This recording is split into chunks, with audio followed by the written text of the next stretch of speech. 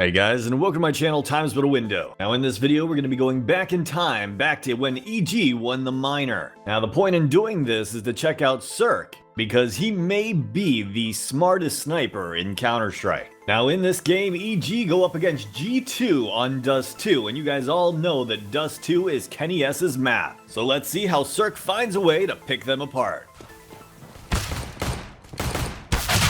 Well, it doesn't happen on this round, but EG is still able to win the round, and because of that, CeRq decides to go with a scout. Notice how after he takes a shot, he makes sure to reposition to keep the other team guessing in case they decide to go for a pick.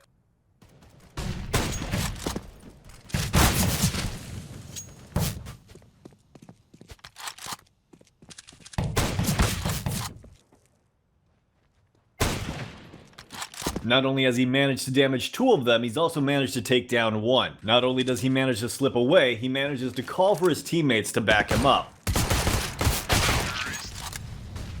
On this next round, they initiate a B take with CeRq throwing a flashbang for his teammate.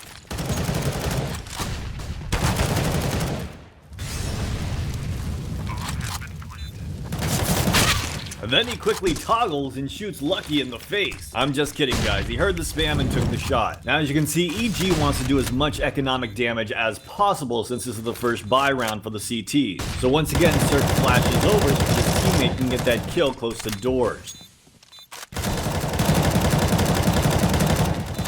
On the next round, knowing that the other team is going to have trouble buying up, he's going to end up going with an SG553 instead of an AWP, though he has plenty of money.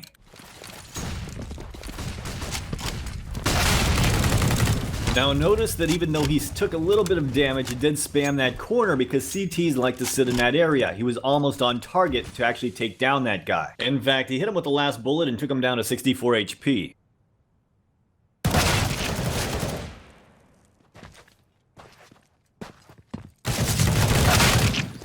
Notice that he's usually the guy that plants the bomb for his team. Also, as the smoke starts to fade, he throws a flashbang down towards CT just in case anyone's either coming up catwalk and looking that direction, or of course coming up from CT spawn so his teammate over by car doesn't get destroyed through that smoke as it fades. On the next round, he finally gets himself an AWP, but as you can see here, he pretty much just sits over at long. Once he has long control, his teammates take the site and he just holds the flank. Notice, as I mentioned earlier, he is always repositioning after each shot. Here he pushes more aggressive. This isn't because he's trying to go after the kill, this is because he's trying to make it so the person can't pre-aim him through the wall and come out on him. Now I should mention there is a second reason why he tries to keep the other team guessing, and that is because of his reaction time. He's not one of the fastest snipers out there, and while he's definitely not slow, he is slower than some of the other pros out there. Here's another example of him compensating for his reaction time. Notice that he'll aim on the left side of that door on the bottom in case anyone crosses in front of the smoke. And while he doesn't get the kill, he sure does a lot of damage. On this next round, he finds himself in a pretty ridiculous situation. It's a 1v4. Notice how he continues to try to keep them guessing and is able to reposition after that first shot and take down one of them. Now here they go into a set play to try to get some mid control and see if they can pick someone over by B.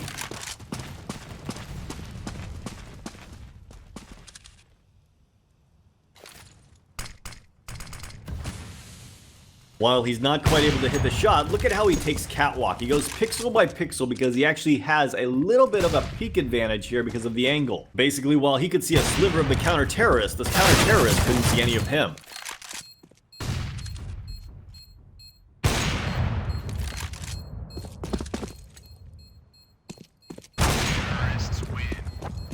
Now here you can see they're going for another B take, and once again it starts off with his flashbang. Now afterward, he's actually holding tunnels, but he's holding it from a pretty strange position.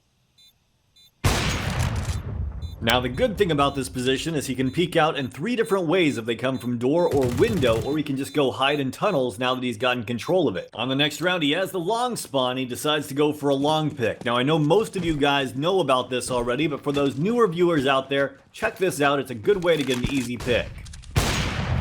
Ever since the economy changes, after about halfway through the game, if it's been one-sided, the other team starts to stack up a lot of money. So here you can see how aggressive he is, trying to get as many guns as possible out of their hands to try to keep them from having a surplus. In a way, it's a hard counter to the new money system. Now, I don't have much to say about this catwalk take. They try to go for the rush, and it just doesn't really pay off, though he is able to protect his teammate for a bit. Now at this point, they don't know where the final counter-terrorist is. That's why he flashes up catwalk and they continue to proceed towards the site. The only problem is once that final CT takes down his teammate, it's too late for him to turn around because if he tries to go back up catwalk, that CT will get him. Now on this next round, one of his teammates has the long spawn, so they decide to buy him an AWP, and meanwhile CeRq decides to go with a SG-553. The whole point behind this is to not have two AWPs, and that does not mean he's not going to get it later on in this round. Now, as you can see, while his teammates execute to take the B site, he sits back in middle to kill any rotation.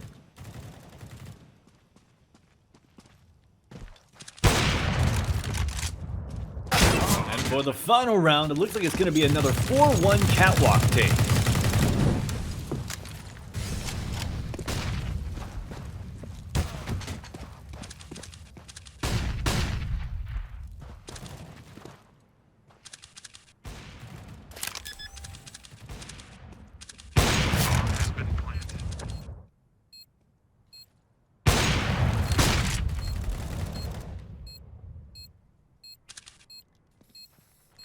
And once again, like previously stated, you can see how active he is when it comes to his movement. And with that, it's time to move on to the CT side of this game. Now, as you can see here, they have a set strat where they're supposed to push up and take mid control.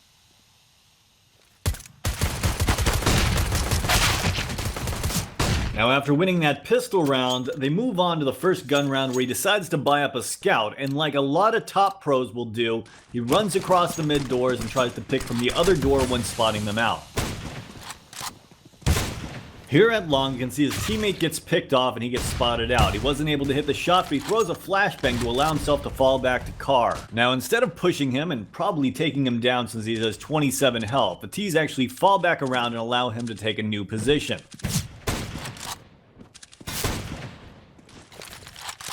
Now he flashes over and tries to go for a quick peek because he thinks they might be blind, but they aren't. And while it didn't work out for him here as he expected, it usually does, and this is one of the things I respect about him most. He's very good at flashing himself and his teammates out of location. Now the next couple of rounds are save rounds where not much happens, but eventually he does get an AWP. Now you can see they try to counter him off long by smoking them off and throwing a ton of flashes at him. But instead of falling back, he pushes up, clears everything, and mollies off behind blue container to secure long again. But instead of coming from long, they end up coming from catwalk. Now since him and his teammate have full long control, he tries to get a pick as they make their way up to site, but he doesn't commit to anything knowing he can always fall back to long. This limits the amount of places the terrorists can be in and allows for an easier retake.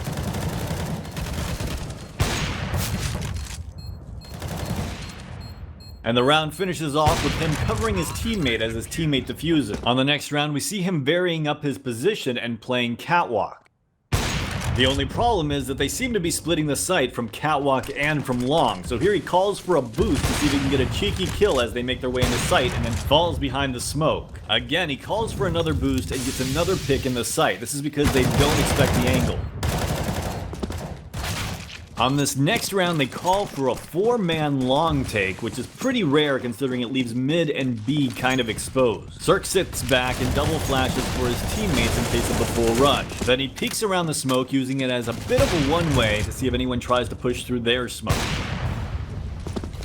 Okay, at this point, obviously, the terrorists have said there are a ton of guys over here at long. We need to find a way to do something else. This means the CTs now need to rotate over and fill up the holes, which means to watch mid and cat.